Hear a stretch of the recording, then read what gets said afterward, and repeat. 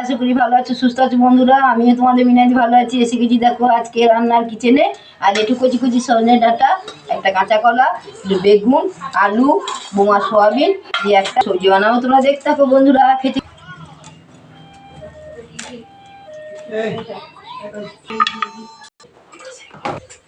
হয়ে গেছে আমার কাটা। চলো অন্য সালে রান্না করবো, দেখবে তোমরা। এসে গেছি উনুনে, মেজে কড়াই তেল দিয়ে বেগুনটাকে লাল লাল করে ভেজে নেবো। তারপরে পরে কষে কষে রাঁধবো তোমরা।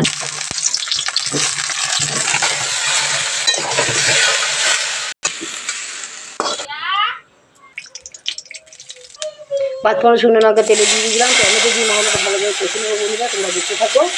সব আদা রসুন পেস্ট সব কিছু মশলা একসাথে দিয়ে রেখেছিলাম, দিয়ে দিলাম বন্ধুরা। ভালো করে লাল লাল করে কষে নেবো।